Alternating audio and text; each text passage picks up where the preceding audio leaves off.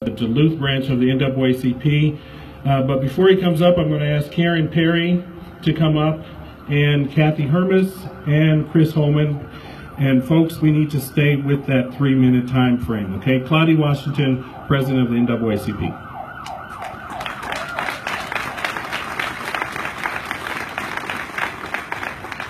Good evening. I didn't know what it was I was supposed to speak about, but encouragement is good enough for 3 minutes, because I could talk much longer than that, as most of you know. I'm discouraged by the fact that the mayor of our city across the bay chose not to be present. I was really encouraged when I heard he was going to be there, because I thought things was about to change. I do know that we all need to come to the table and talk, and that's where it starts at, but separating is not going to get us where we need to be. I'm encouraged by what I see in the audience. I'm encouraged by the young people who have come out. I'm encouraged by the different ethnic groups that's out there. I'm encouraged that things are going to change. I don't understand why people are intimidated by a concept of Black Lives Matter. I mean, it's pretty obvious anybody with any intelligence know that all lives matter, but there's a reason why I think the advocacy or the focus is on Black Lives Matter. That has not always been the case. And I was thinking about how did we get over here in this country, and how we were brought over in ships, you know, in the hull of a ship, back to back, head to feet, and with no washroom privileges. Can you imagine what it must have been like for people coming over here? I don't think that people that brought us over here had any concept of whether our lives matter or not. They want to get as many of us over here alive so that they can sell us. There was no appreciation for us. And I think that the life that we've lived here in America has never been one where the majority is considered our lives matter. I'm encouraged when I look out here and see that everybody don't feel that way. I would like to ask each of you to contact your elected officials and actually have them to support legislation that prohibits racial profiling. I need you to encourage them. There's another bill before them about police integrity. We need to have our legislators support that, and I think it can start at our city council person who, by passing resolution to support the concept that the law that prohibits racial profiling.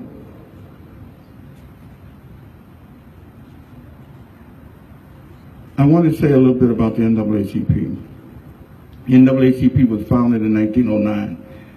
Surprising, the reason I'm telling you that, because most people don't know. Most people, when they call me and needing the help of the NAACP, they call it everything but the NAACP. They call it anything but the National Association for the Advancement of Colored People. They fail to realize that people come in all colors. The NAACP is for all people. The work that they've done has helped all people. It has nothing to do with just African American, although it was founded based on the kind of violence against black people in Lincoln, Illinois. But it has always been about all people. But the primary focus is on black people who was experiencing a greater disparity than other people. So yes, Black Lives Matter. No one should feel intimidated by the slogan or the concept of Black Lives. And I encourage you to have that discussion with your friends. I encourage the people that out here now supporting to come to the table and work on solutions for fixing our problems of violence in our community, racial disparities, to work towards social justice. We can fix the problem in our community if we come together and quit focusing on our differences, but focus on all of that we have in common. I encourage you to do that very much. And I don't want to get off into the other things that's on my mind, because I won't stop. And so I do have to go to Superior and talk. And I want to say that I echo the voice of Ricky Defoe, and I think that he laid it out very well, and I don't need to duplicate anything that he said, because I think that he was right on, and other speakers were definite. And the young lady who just spoke, I'm really encouraged by our youth, and I believe that that gives me hope. I'm encouraged by that, so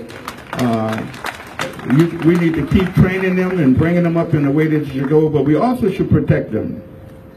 See, I'm reminded of the civil rights movement, that the young folks was very much in the leadership of that movement, but there was other people, older people, who were protecting them, who were there for them. So as we launch them off into this war, we need to make sure that we have support for them. Thank you very much, and enjoy the rest of the evening.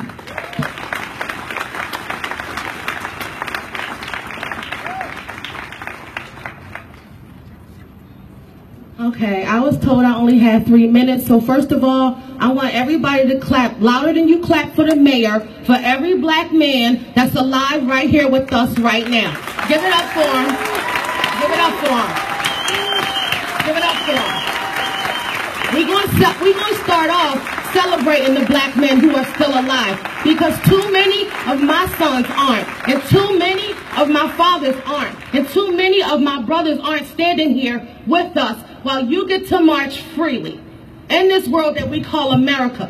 I was told that I had 3 minutes, so somebody let me know when I'm done. I'm not keeping time. But what I am keeping is a close eye to what's going on. White privilege is what? Look at the list. It's the ideology. It's not a skin color. It's a mind frame. You can be as black as me and have the same ignorant ideologies as somebody as white as you. Look around, people.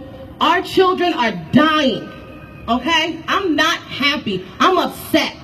I'm not angry. I'm nervous and I'm frustrated because I have a black son. I like the mayor. No personal things against her. But Mayor Emily and Mike Tuskin and our elected officials, they should have put this on. They should have been reminding us that our sons are safe in Duluth. I moved very, very far away. I moved very far away to a place that I thought was safe and going to educate my children well. I was misled. I live in Gary. Come see me. Come out there and experience what life is like out there. I am a black mother, and I don't want to have to bury my son. I don't want to have to bury my son, and I don't want to have to bury yours. And the NAACP, I challenge every single one of y'all to go out and join right now. Y'all got $30 to spend at Starbucks weekly? Join the NAACP. Who cut me off? My 3 minutes up? Because I don't need the mic. I really don't. I really don't. But join the NAACP and give the power where it needs to be. Okay? Show your solidarity that way. Stop showing your solidarity by just telling us and being courage enough to say, racism. We know that we black. We don't need you to remind us that racism still lives. We live it every single day. What we need is for you to stand up and say, don't treat her like that. You don't know her, I know her. Don't treat her like that. And don't treat her son like that. Oh, whose child is this being mistreated? And why are you talking to these children like that? We need villagers. And if you're not ready to be a part of the village, then step aside and make way for people that are. I see some villagers out here. I see some villagers out here. Join me. Join us in this fight. Because my child not going to die. I'm sorry. I'm going to be the opposite of what you see on the news. I'm not going to bury my son. And I pray to God you don't have to bury yours. But don't stand up here and tell me you know how I feel. Because it ain't your kids dying. You don't have the fears I have when my son goes to the store. You don't have the fears I have when my daughter is at a swimming pool. You don't have the fears that I have when my son want to wear a hoodie. You don't have it. So until you do, make a black friend and support them from the back. Thank you very much. Karen Perry. Thank you very much. So we needed to hear that, Karen, and we do appreciate it. This time we have Lee Stewart to come. She's the Executive Director of the Churches United Ministry here in Duluth. Thanks, Henry. Most of you know I'm Lee Stewart, the Executive Director of Chum, and Chum is a coalition of 40 interfaith worshiping congregations here in Duluth. And the last part of our mission statement is for a just and compassionate community. So I want to say that when Chum is here in solidarity with Black Lives Matter and in solidarity with the Twin Ports communities of color, for justice in policing, employment, housing, education, for justice with respect to out-of-home placement of children and reunification of families, for equity and opportunity of all kinds, and let's face it, for basic common courtesy and respect in places of business, public assembly, and on public transportation. It is to demand a just and compassionate community.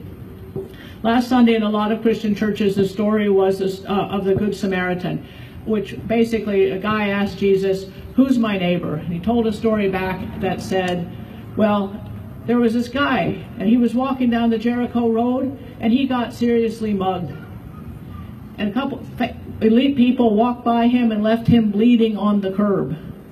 But a hated member of society went by and picked him up and scraped him up and put bandages on his wounds and took him to an inn and took care of him. Who's the neighbor? And so the Chum is a lot like the inn that takes care of the people, but that's not good enough. We have to rebuild the Jericho Road. In his last speech before Martin Luther King was killed, he talked about the Good Samaritan. He said he was a pretty good Samaritan because he did a little bit, but he never asked what's going on that Jericho Road that is leaving so many of us bleeding and besides. And so I just want to call attention and say that at Chum we know that there's a Jericho Road that goes through Duluth, and it's a pretty dangerous place. It's a very dangerous place for people of color here in Duluth. And part of our job is to stand together as people who know that love will conquer hate and rebuild that Jericho Road. Make it safe for everyone from Gary to Lester Park, so that children of color will be safe, and that Karen and others will not worry about their children being killed. I worry about their children being killed. And so what I want you to know is inside Chum over the next year, we will be working in many ways to rebuild that Jericho Road, because we are primarily white congregations, and white people have set up the systems that have made the Jericho Road so terribly dangerous.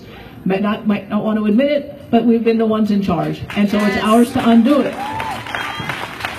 And I'm here to pledge to all my brothers and sisters of color, as well as all who are here, that you can count on Chum to be part of the road repair crew. And it'll be a little tense sometimes, but we're on the crew. Thanks very much.